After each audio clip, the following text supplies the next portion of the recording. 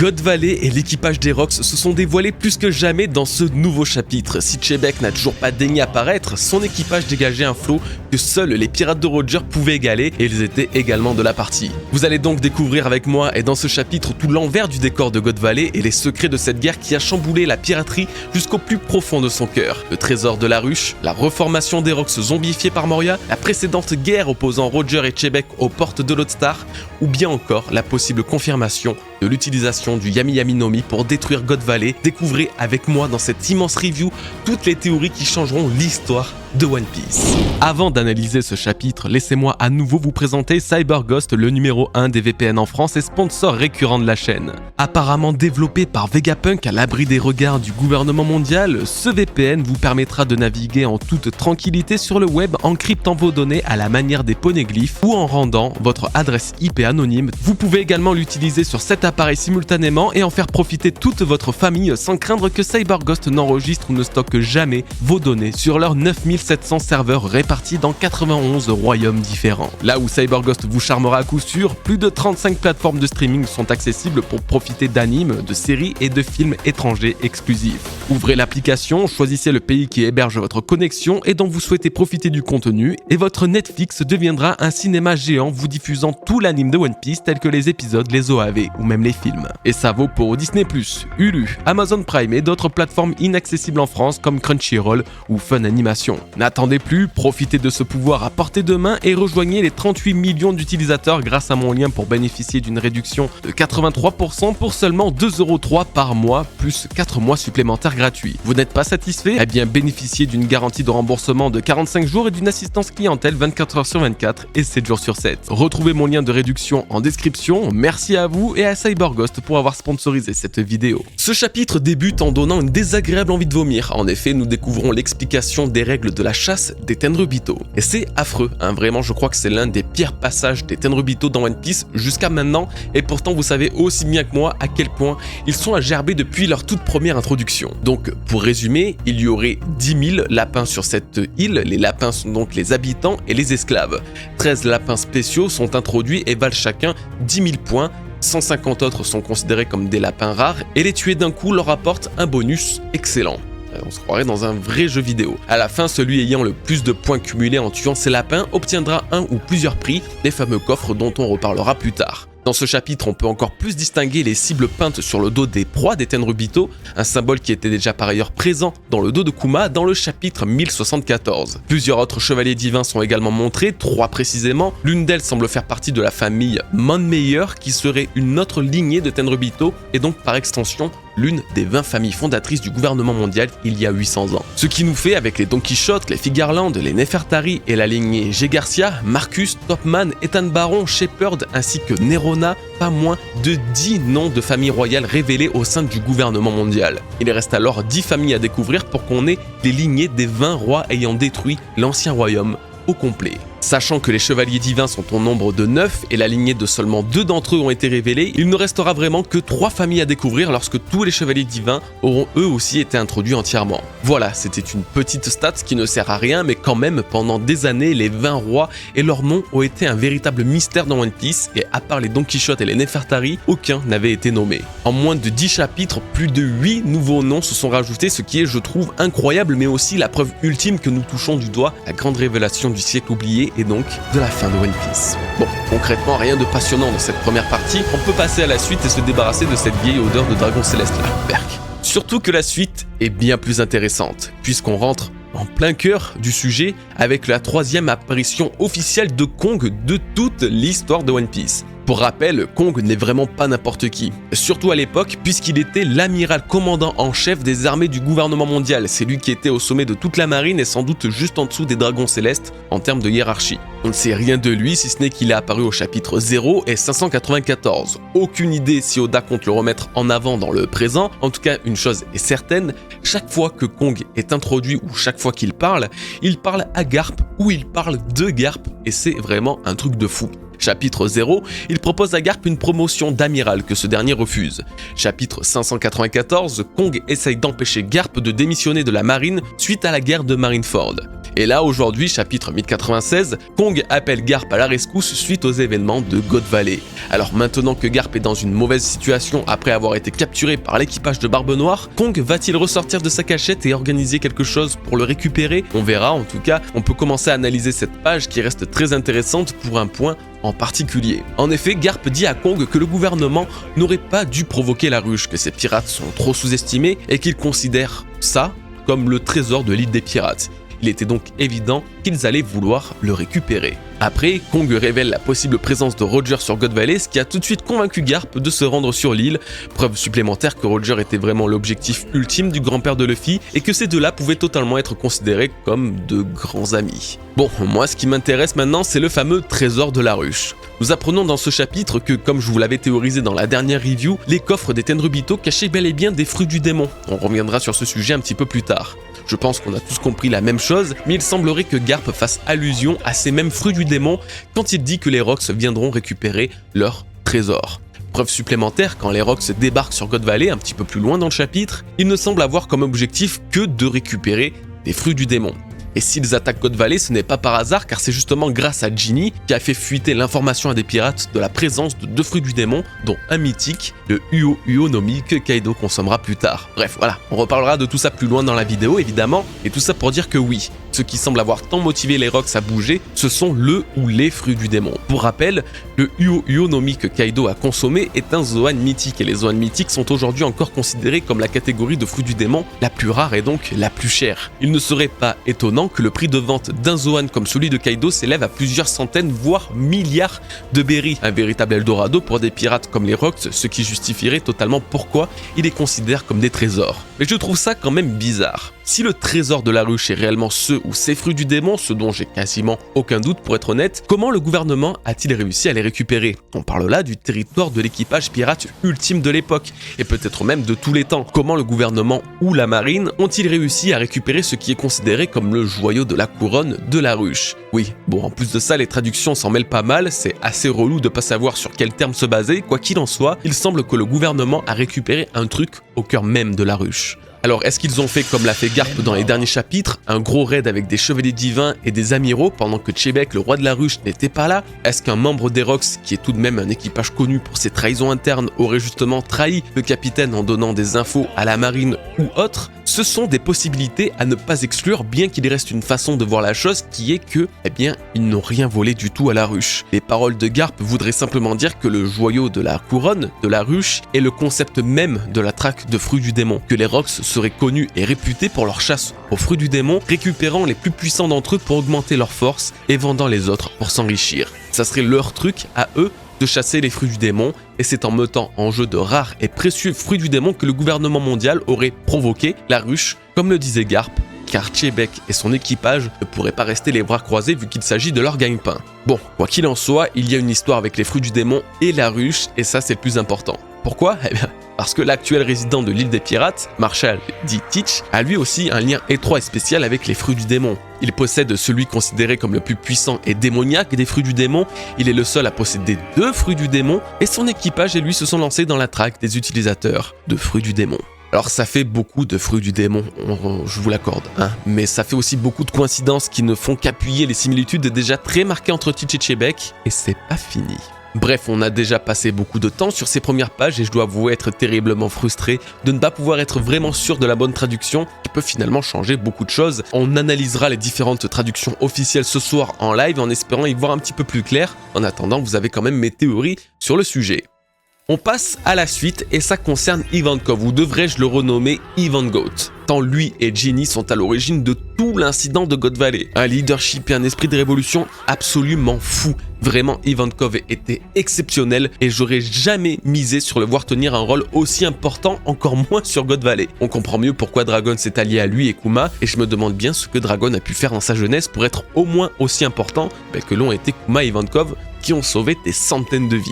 Ginny n'est pas en reste, cette jeune génie est apparemment une voleuse professionnelle qui est à l'origine du leak du tournoi triannuel des Tenryubito sur God Valley. C'est grâce à son message que les pirates comme Roger et Chebec ont découvert l'existence de ce triste événement. Et justement, l'info qui a tant attiré des pirates d'une telle renommée semble être la présence d'au moins 2 fruits du démon que sont le Uo no Mi, modèle dragon azur, Seiryu, et le Nikyo no Mi, le fruit des coussinets. Voilà donc ce que cachaient ces fameux prix prestigieux mis en jeu par les Tenryubito sur God Valley. Bon, alors on a des trucs à dire et on va commencer par se féliciter les bros, oui.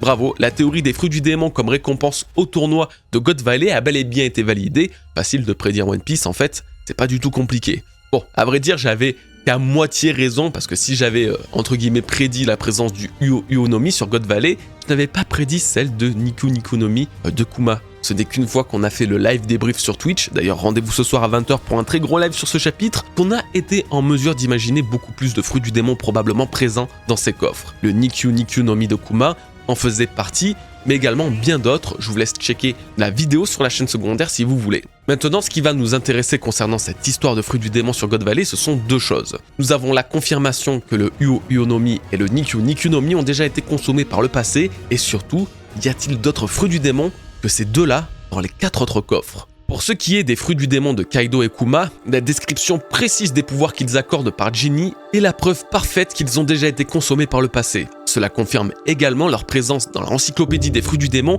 qui recense tous les pouvoirs connus des fruits du démon. Oui. Du coup, pouvons-nous dire et affirmer aujourd'hui que le dragon qui a attaqué Wano Kuni il y a plusieurs centaines d'années et qui fut tué par Ryuma était en réalité un utilisateur du Uo no Mi? Ça pourrait peut-être faire répétite avec Kaido, ancien empereur de Wano Kuni. Toutefois, et jusqu'à présent, aucun vrai dragon n'est apparu dans One Piece, et je parle pas de ceux créés par Vegapunk. L'explication d'un dragon sur Wano pourrait alors se faire par l'apparition d'un ancien possesseur de ce fruit du démon, et puis sans parler de ça, la possible et très probable présence de ces fruits du démon dans l'encyclopédie des fruits du démon sous-entend également que Barbe Noire connaît très bien leur existence et leur pouvoir. Vous savez ce que ça signifie? Le grand chasseur de fruits du démon pourrait être lui aussi, et tout comme l'était Rox à l'époque, à la recherche du Uo no Mi, voire du Nikyo no Mi.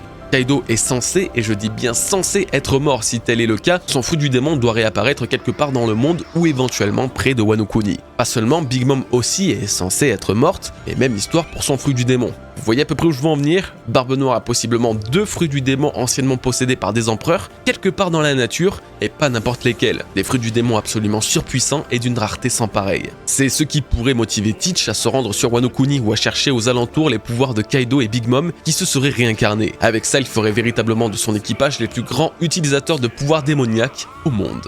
Mais c'est pas tout, il pourrait aussi être intéressé par le Nikyo no Mi de Kuma qui est décrit par Ginny, et donc sûrement détaillé de même dans l'encyclopédie des fruits du démon, comme un pouvoir étant capable de se téléporter et de téléporter d'autres personnes sur des îles à distance. Mais un tel pouvoir serait phénoménal pour l'équipage de Teach, qui pourrait en quelques instants et sans utiliser de navire voyager partout dans le monde en volant grâce aux fruits de Kuma. Alors si ces 2 fruits du démon très connus nous ont pas mal intéressés, moi ce qui me perturbe maintenant c'est de savoir que contient les 4 autres coffres. Contiennent-ils eux aussi des fruits du démon, bien que ça n'ait pas été mentionné dans ce chapitre? Si c'est le cas, il y a de très grandes chances pour que ces mêmes fruits soient eux pas inscrits dans l'encyclopédie des fruits du démon et donc inconnus au bataillon. Et de toute façon, je dois avouer ne pas pouvoir imaginer autre chose que des fruits du démon. Les Tenryubito ont absolument tout et il ne manque de rien. Quoi de mieux que des fruits du démon à donner à leurs esclaves pour s'amuser, se divertir. Pour changer brièvement de sujet, l'échange entre Kaido et Big Mom pourrait totalement prouver que Lin est la seule à posséder un fruit du démon parmi les Rox présents dans ce chapitre. En effet, elle dit qu'il sera tout à elle, sans doute en parlant du fruit du démon de Kaido, alors que Kaido rétorque lui-même qu'il serait inutile entre ses mains. Tout le monde part à la quête de ce Zoan mythique, tout le monde le veut, mais c'est seulement à Big Mom que Kaido dit qu'il sera inutile,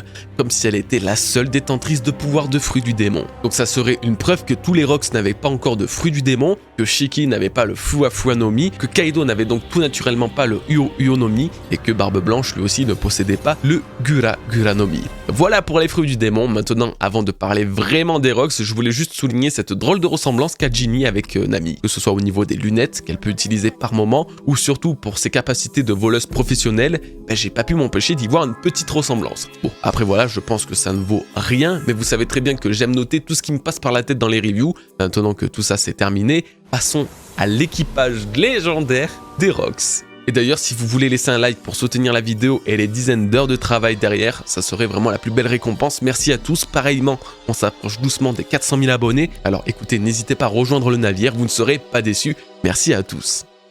Ils sont là. Depuis des années qu'on attend cet événement, les Rox débarquent sur God Valley.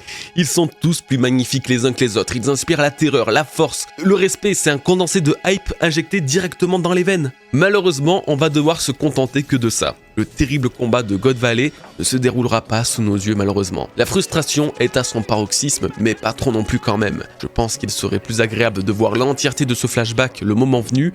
Là, Oda a simplement voulu nous faire le lien avec Kuma, et je pense qu'il aurait été mal vu que le combat des Rox contre le reste du monde soit dévoilé dans le flashback d'un personnage qui n'a finalement rien à voir avec eux. Vous inquiétez pas, on aura cet événement, il faut juste attendre un petit peu encore. Ok les refs? Alors que pouvons-nous dire de cette page magistrale introduisant cet équipage terrible? Tout d'abord, avant qu'on me spamme encore de commentaires avec ça, oui, je nomme Chebek et non Xebec. Plus j'en parle, plus on me fait la remarque que je le prononce pas de la bonne façon. Alors je vais vous expliquer que si, enfin pas trop mais si. De base, quand le prénom de Chebek a été mentionné pour la première fois, j'ai trouvé que la possible référence utilisée par Oda pour ce personnage soit un petit bateau de guerre méditerranéen. Il s'écrivait Chebek, donc Xebec, mais se prononçait Chebek en français. Ensuite, en japonais, Rox dit Xebec, donc se prononce Chibeku.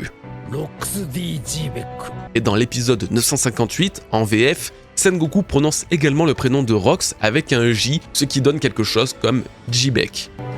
Et Rox dit Chebek. Donc oui, vous avez raison, je le prononce peut-être pas très bien en l'appelant Chebek, c'est plus Jibek, mais c'est toujours plus précis et cohérent que le Xebec que vous voulez tant m'entendre prononcer. Voilà, c'était la petite minute culture dont tout le monde se fout. Maintenant, parlons vraiment de cet équipage. En commençant par Barbe Blanche, qui semble être totalement le vice-capitaine de l'équipage, à vrai dire. Il n'y a pas l'air d'avoir une vraie hiérarchie établie et je les soupçonne même de ne pas avoir de rôle attitré. Il représente simplement un groupe de pirates qui voguent ensemble. C'est sûrement la raison pour laquelle cet équipage n'avait aucune coordination. Chacun combattait pour son compte et à vrai dire, est-ce vraiment étonnant quand déjà 3 d'entre eux, Kaido, Big Mom et Barbe Blanche, possèdent un haki des rois phénoménal et étaient destinés à devenir de grands capitaines?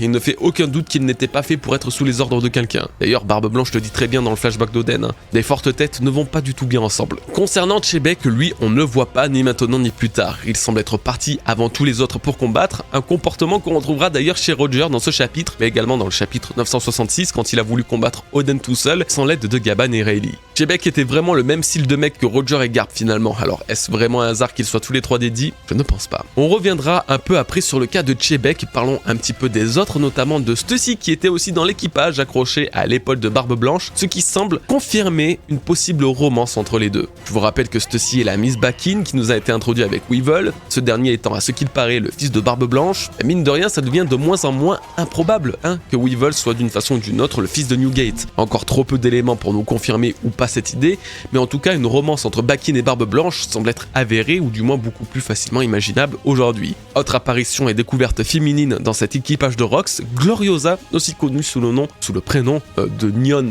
La petite vieille et ancienne impératrice d'Amazon Lily était aussi présente dans l'équipage des Rox et là pour le coup, je m'y attendais pas. C'était pas non plus une très grande surprise de la voir ici, mais je m'y attendais pas. Oui, en effet, elle avait dit qu'elle avait quitté Amazon Lily dans sa jeunesse après semble-t-il être tombée amoureuse d'un homme. Alors, est-ce que cet homme était un membre des Rox? Son histoire n'est pas assez explicite pour nous le faire comprendre. Toutefois, je la comprendrais parfaitement, surtout si elle s'était éprise pour Captain John. Le deuxième Rox à avoir été officiellement introduit dans l'histoire, l'homme à l'origine du grand rêve de Baggy est vu pour la première fois vivant et jeune. Et pardon, mais quel beau gosse! Vraiment, mais il a un flot de taré qu'on ne pouvait pas imaginer quand il était zombifié et pourri finalement par Moria. D'ailleurs, si vous avez l'œil, vous avez probablement dû remarquer la présence de bracelets et potentiellement celui qui guiderait vers son trésor, celui que Luffy a donc découvert et a donné à Baggy après l'avoir récupéré sur Thriller Bark. Et par la même occasion, l'une des seules lignes de dialogue de John est à propos de son précieux trésor. Alors, avait-il déjà un grand trésor à l'époque qu'il cachait? Vous savez qu'en vrai de vrai, plus je pense à ce trésor de John, plus je me dis que c'était peut-être totalement quelque chose de ridicule, un trésor qui n'avait de la valeur que pour lui et pas pour les autres. Ça serait totalement propre à l'humour de Baggy, de sa malédiction qu'il a vis-à-vis des trésors et qui court toujours après cette richesse depuis des années alors que finalement c'est soit rien d'intéressant ou tout au plus juste symbolique pour John. Bref, en tout cas, giga BG le gars. on va se contenter de ça. Maintenant, on passe à Shiki que l'on voit enfin entièrement et véritablement dans le manga. Il est officiellement lui aussi le premier antagoniste dévoilé dans un film de One Piece à apparaître dans l'histoire même du manga. Il n'y avait pas de doute, mais ça reste une première à noter. La vieille Higurashi avait d'ailleurs très bien pris son apparence au chapitre 965, ce qui veut dire qu'elle a elle aussi fait partie des Rocks ou les a rencontrés. En vrai, on sait à peu près tout de Shiki, donc on peut passer à la suivante, Big Mom. Et là, très clairement, l'une ou voire même la plus badass et vivante de l'équipage de Xebec. Elle avait un charisme de fou furieux à l'époque, et au-delà de beaucoup me rappeler le design de Bonnie, aujourd'hui, c'en est même vraiment flagrant, elle m'a vraiment fait penser à une Dee, à sourire, à se précipiter comme ça dans le combat. Alors non, je pense pas que ça en soit une, je voulais juste vraiment noter son charisme de dingue, qu'elle perdra malheureusement bien trop vite. Kaido, lui, par contre, reste fidèle à lui-même et ne montre pas de grandes nouveautés non plus, si ce n'est une forme de rancœur envers Roger en personne, et ça c'est très intéressant. Si on revient au chapitre 1001 pardon, Kaido disait qu'il n'avait que très peu de personnes capables de l'affronter. 5 l'étaient en vérité,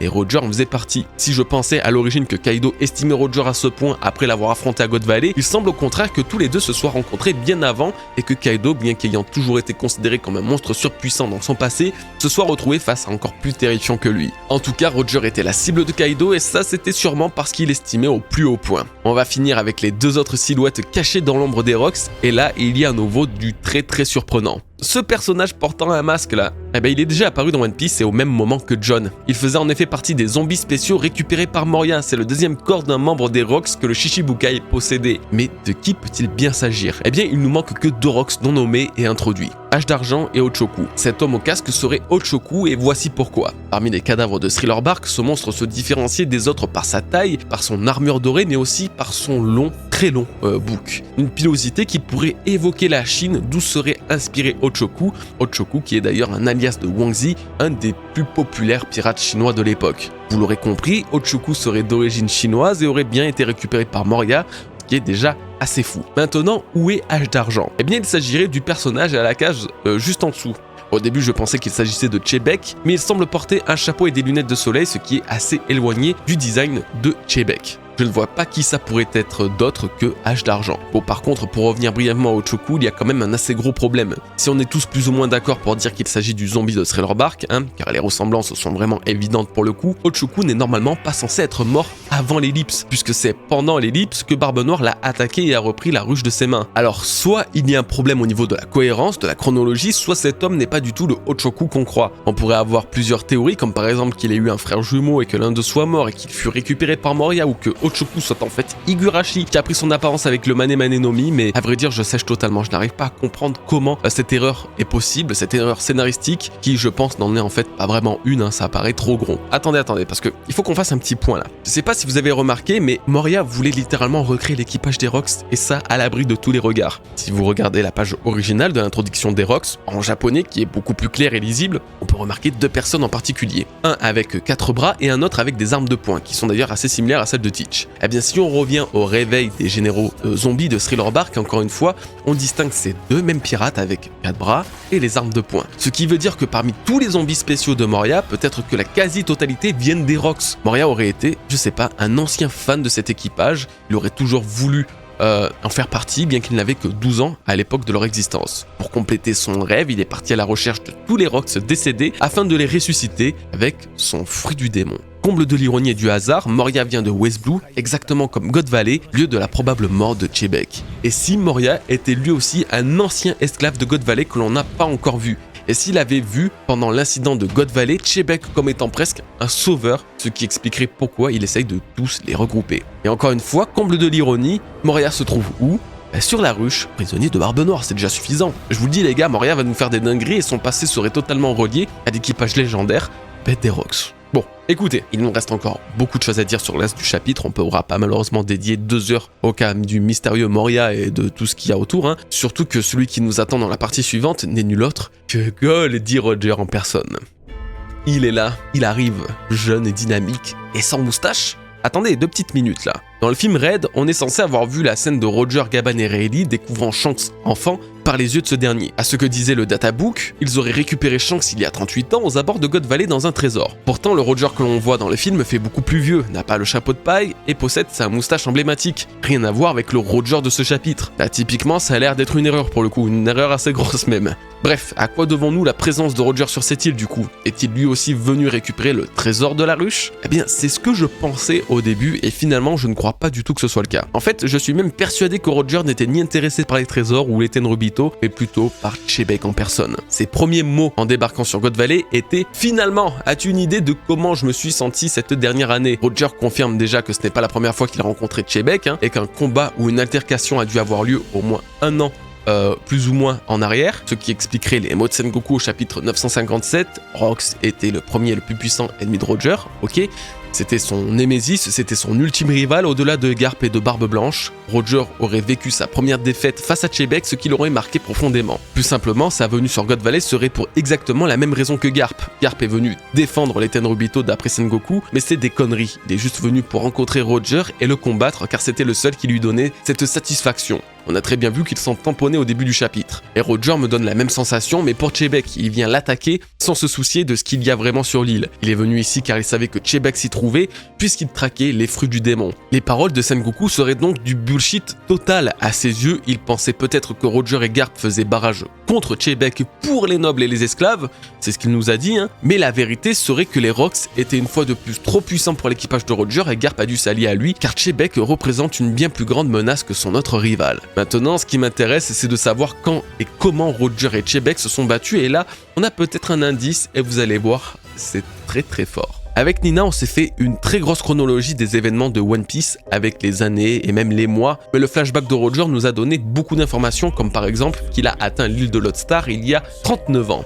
Pourtant, ce n'est dit à aucun endroit. Il suffit juste d'être attentif et de lire les bons chapitres et je vais tout vous expliquer maintenant. Chapitre 963, primordial pour notre chronologie, nous explique qu'il y a 30 ans, Oden et Sefuro défilent en pleine capitale des fleurs. Juste après, la même année, Barbe Blanche s'échoua sur Wano Kuni. Ok, seulement 2 semaines plus tard, Barbe Blanche quitte Wano Kuni sans le dire à Oden. Ce dernier s'accroche à son bateau et doit rester 3 jours pour être accepté dans l'équipage. Au bout de presque 3 jours, Oden lâche la chaîne pour sauver Toki et finalement être accepté le lendemain même dans l'équipage de Barbe Blanche. C'est le début de son aventure en mer. Vous l'aurez compris, c'était il y a 30 ans avec quelques jours de plus ou de moins qui ne sont pas très importants. Ok, maintenant chapitre 965, et là ça devient sérieux, Barbe Blanche et Oden arrivent proche d'une île où se trouve Roger, durant un jour de la 4e année du voyage d'Oden, donc 4 ans après le dernier chapitre, c'était il y a 26 ans. Vous l'aurez encore compris, c'est ce jour-là où Roger et Barbe Blanche se sont affrontés il y a 26 ans. Ok, maintenant on passe le combat et on arrive 3 jours et 3 nuits après. Roger révèle une grande information. 13 ans auparavant, il a atteint la dernière île nommée Lodestar et il a compris à ce moment-là que ce n'était pas vraiment la dernière. Bref, on connaît la suite. Maintenant, si on fait un petit calcul simple, et j'espère ne pas me tromper, mais si Roger, il y a 26 ans, avait atteint Lodestar 13 ans auparavant, ça revient à 39 ans dans notre chronologie à nous. Et là, on en vient au plus intéressant puisque God Valley et tout le flashback que nous sommes en train de découvrir aujourd'hui s'est déroulé il y a 38 ans, soit un an après que Roger ait atteint Lodestar. Et comme on l'a vu dans ce chapitre, Roger semble avoir une rancœur envers Chebek qui date d'1 an plus tôt, ce qui correspond totalement à l'époque où il avait atteint Lodestar. D'où la théorie suivante, Roger et Chebek se seraient affrontés en allant ou en revenant de Lodestar. Et je parle bien de Roger et Chebek, pas de leur équipage respectif. En tout cas, il est clair que ces deux monstres ont un passé en commun et Chebek devait représenter une vraie menace pour Roger pour qu'il ait autant la rage envers lui. En tout cas, si vous pensiez que Roger était intéressé par le même trésor que Rox, tout ce qui intéressait le futur roi des pirates, c'était de vaincre celui qu'il avait vaincu par le passé. Bon, pour la suite, quoi dire ? Big Mom est celle qui récupère le Uoyu no Mi des mains d'Ivankov avant qu'il le mange, donc maintenant on a tous en tête l'image d'Ivankov en dragon d'azur, merci Oda, on n'avait pas besoin de ça, mais surtout je trouve ça étonnant que Big Mom est la première à choper ce fruit du démon. Du coup je vais peut-être aller un petit peu loin, et vu qu'elle possède le paramécia des âmes, est-ce qu'elle n'aurait pas une affinité différente avec les fruits du démon ? Vu qu'il possède une âme et une volonté propre, aurait-elle senti l'énergie émanant de ce fruit pour le récupérer avant tous les autres ? Moi j'aime bien cette idée, En tout cas, elle n'aura pas eu le Nikyu Nikyu no Mi de Kuma qu'il aura mangé tout juste avant de se faire attaquer par Saturne. Oui, encore lui. Bien qu'il soit dans sa forme normale, on le retrouve à utiliser ses pouvoirs psychiques et surtout à s'invoquer à travers le même cercle qu'à Egghead, à en juger les flammes noires et le haki jaillissant de toutes parts. Après un discours absolument poignant et innocent de Kuma sur le déséquilibre de ce monde et son envie profonde d'être comme Nika, tout ça face à Saturne, je le rappelle, on n'imagine pas les balls qu'avait ce gamin à l'époque, ce dernier déclare que c'est la raison précise pour laquelle son peuple devait être effacé. C'est moi où il vient de dire un truc quand même assez important là. Non, parce que la phrase de Saturne pourrait sous-entendre plusieurs choses, notamment que Kuma serait du clan d'Eddie. Alors loin de moi l'idée de voir d'Eddie de partout, je le redis encore une fois, mais Saturne emploie des termes que l'on pourrait totalement assimiler à l'ancien royaume et donc Odi. Et si Saturne parlait justement du peuple d'Eddie en parlant à Kuma? Après tout, pourquoi pas? Il s'agit d'une tribu antique, ennemie du gouvernement mondial, liée au mythe de Nika. On y retrouve totalement un lien avec les Di qui sont un clan ancien, ennemi du gouvernement mondial et sûrement lié au mythe de Nika vu que le Gorosei voulait que la marque du Di disparaisse de l'affiche de Luffy quand il s'est éveillé. Je vous le donne en 1000, en Nika. Je dis pas que les boucaniers sont les Di de l'ancien royaume, que c'est le peuple unique de l'ancien royaume, mais bien qu'ils faisaient partie de l'ancien royaume. La théorie principale sur les Di est que de nombreuses familles, races et clans en faisaient partie, expliquant que certains géants comme Zoro portaient cette lettre, car ils seraient descendants d'une lignée de géants de l'ancien royaume portant le Di. Revenir au final du combat de Doflamingo à Luffy pourrait être intéressant car c'est ici qu'un dragon céleste dit à un Di que son sang n'est fait que pour être celui d'un esclave. Luffy, en tant que Di, serait né pour être un esclave d'après un Tenryubito, ce qui est exactement les termes employés par Saturne Akuma au point où les mêmes termes ont été précisément employés en japonais dans les deux cas. Tout simplement car Luffy et Kuma partageraient une même origine, datant de 800 ans et aussi la même appartenance au clan du Di. Maintenant et pour clore cette aventure sur God Valley, il est temps que je vous saoule à nouveau avec mes vieilles théories. Si vous êtes abonné à la chaîne secondaire, vous avez probablement dû voir que plus tôt dans la semaine, j'ai upload un passage de mon dernier live où je parlais de ma théorie sur Chebek et son fruit du démon. Plus précisément, comment et pourquoi Chebek pouvait posséder le Yami Yami no Mi et comment le fruit du démon des ténèbres pourrait être à l'origine de la disparition de God Valley. Eh bien, ce chapitre, aujourd'hui, nous apporte un nouvel élément incroyable allant dans le sens de ma théorie. Le narrateur a clos le flashback de God Valley en disant ceci, cet incident disparaîtra dans les ténèbres de l'histoire. Les ténèbres, comme les ténèbres du Yami Yami no Mi, le fruit de Barbe Noire? Oda vient-il réellement de nous sous-entendre que toute l'histoire de God Valley aurait été engloutie dans les ténèbres comme ma théorie le suggérait? Eh bien pour être davantage sûr de mon coup, j'ai à nouveau jeté un coup d'œil sur la version japonaise du chapitre et on peut effectivement très bien retrouver le kanji signifiant ténèbres en japonais et se prononçant Yami. L'incident de God Valley s'est donc produit et l'île disparut dans les ténèbres de l'histoire, donnant une crédibilité totale et supplémentaire à cette théorie faisant de Chebek l'ancien utilisateur du Yami, Yami no Mi, utilisant et éveillant ses pouvoirs pour emporter cette île divine et ses ennemis dans le gouffre des enfers. Nous arrivons à la fin de ce chapitre et donc de cette review. Que dire? Kuma, Ginny et Ivankov sont libérés, Kuma a sauvé plus de 500 personnes et il est finalement devenu un peu comme le Nika qu'il espérait tant devenir en ayant les pouvoirs de la main de la libération. Je n'ai vraiment pas à analyser grand chose sur cette fin de chapitre et surtout car on en parlera plus en profondeur ce soir sur Twitch, donc si ça vous intéresse, venez jeter un œil. En tout cas oui, Ginny est bien surnommée une gloutonne comme Bonnie, ce qui correspond davantage à la théorie que ce soit sa mère. Il y a effectivement très peu de doutes aujourd'hui. Oui, c'est effectivement terrible d'entendre Kuma dire qu'il se souviendra pour toujours du visage d'Ivankov alors qu'il ne l'a pas reconnu sur Marineford, et oui, à ce qu'il paraît, mais ça c'est pas ma théorie, les deux gamins que Kuma a soignés sont ceux qui deviendront plus tard les membres de l'équipage de Bonnie. Oda, décidément, quel filou. En tout cas, c'était un chapitre incroyablement riche en informations. Si certains seraient déçus de ne pas en avoir plus sur God Valley, c'est tout simplement pas le moment. Rassurez-vous, God Valley se dévoilera en même temps que Chebek et vice versa. Nous n'avons fait aujourd'hui qu'une simple halte et même si je pensais moi aussi que nous aurions l'histoire complète, il ne fait strictement aucun doute que le terrible incident qui a touché cette île sera dévoilé le jour où nous en apprendrons plus sur Chebek en lui-même. Peut-être que ça sera à travers Barbe Noire, peut-être que ça sera à travers un autre membre des Rocks ou peut-être que ça sera à travers Garp. Après tout, qui sait? N'oubliez juste pas que c'était le flashback de Kuma et qu'Oda n'avait aucun vrai intérêt à dévoiler l'histoire entière de God Valley alors que ce même Kuma semblait avoir quitté l'île avant sa disparition et donc avant la disparition de Chebek. Rassurez-vous, tout vient à point à qui sait attendre. En tout cas, j'espère que vous aurez apprécié cette review et cette grosse analyse. Laissez un like si c'est le cas, merci beaucoup, ça aide beaucoup. Je vous remercie de toute façon à nouveau et je vous dis à très bientôt pour de nouvelles vidéos. Portez-vous bien, peace les bros.